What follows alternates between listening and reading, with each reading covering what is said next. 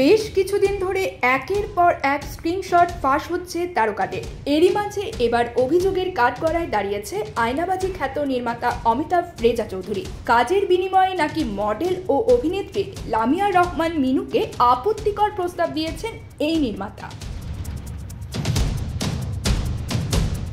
সম্প্রতি ফেসবুকের পাতায় লামিয়া প্রকাশ করেছেন স্ক্রিনশট পোস্টে লিখেছেন, যেহেতু বাক স্বাধীনতা পেয়েছি তাহলেই পটেনশিয়াল রেপিস্ট সবার সামনে তুলে ধরি মিস্টার অমিতাভ রেজা চৌধুরী। আজকে দেখলাম উনি নাকি এক্সপোজ হয়েছেন, তো আমি আমার চিত্রটা তুলে ধরলাম। অভিনেতার সঙ্গে তার আগে থেকেই আলাপ হয়েছিল, তবে সব সময় স্বাভাবিকভাবেই কথা হতো, কিন্তু একটি কাজের প্রস্তাব নিয়ে তাকে যৌন সম্পর্কের প্রস্তাব দিয়েছেন অমিতাভ রেজা। এই বিষয়ে তার সঙ্গে ভিডিও কলে কথা হয়েছে বলে দাবি করেন তিনি।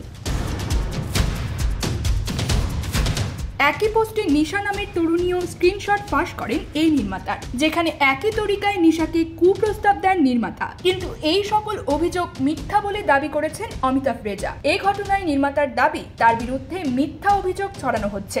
লামিয়ার পোস্টে এসে কমেন্টে নির্মাতা লিখেন, ওপো আপনি ফেক প্রোফাইলের কথা বলছেন, I have only one profile. উত্তরে লামিয়া বলেন, maybe you forgot we have talk on video call as well back in 2015। Video কলের কথা শুনে অনেকটাই আশ্চর্য হয়ে নির্মাতা লেখেন, ভিডিও কল ভাইয়া, do you have any reference? কতক্ষণ কথা বলেছেন কলে, মনে আছে কি? আমার তো আর কোনো অ্যাকাউন্ট নেই। সবশেষ লামিয়া বলেন, 2015 এর কোনো রেফারেন্স নাই, রেফারেন্স আমি নিজে।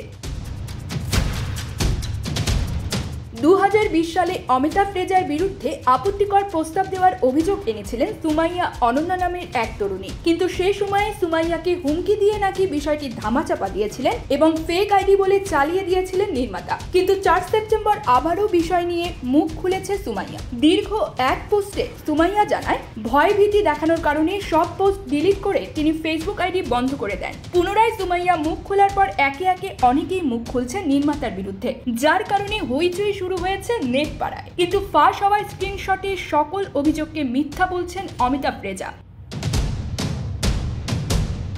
ফেসবুক লাইভে এই নির্মাতা সুমাইয়ার উদ্দেশ্যে বলেন, বিশ্বাস করেন ভয় দেখানোর কোনো কারণ নেই, আপনাকে ভয় দেখানোর মতো সাহসও আমার নাই, আপনার প্রতি অশ্রদ্ধা করার মতো মানুষ আমি নই। এক্ষেত্রে আমি একটাই কথা বলবো, অভিযুক্ত মানুষটাকে আপনি যদি মনে করেন সেটা আপনার প্রতি ভয়, যেহেতু আমি বলেছি আমি মামলা করতে পারি, সেটা যদি ভয় মনে করেন এর জন্য আমি আন্তরিকভাবে দুঃখিত ও ক্ষমা প্রার্থী। এছাড়াও লাইভে নির্মাতা বলেন, আপনার মূল যে অভিযোগটা ছিল সেটা সম্পূর্ণ অসত্য, কোনোভাবেই আমার জীবনে এ ধরনের ঘটনা ঘটেনি। গুণী নির্মাতা আরো বলেন, ফেসবুকে মানুষের সাথে হাই হ্যালো হয় যতটুকু মনে পড়ে, অভিযুক্ত মানুষটার সঙ্গে একবার হাই হ্যালো হয়েছে, তারপর তার সাথে আর কোনো কথা আমার হয়নি এবং আমি এটা বলার মতো মানুষই না।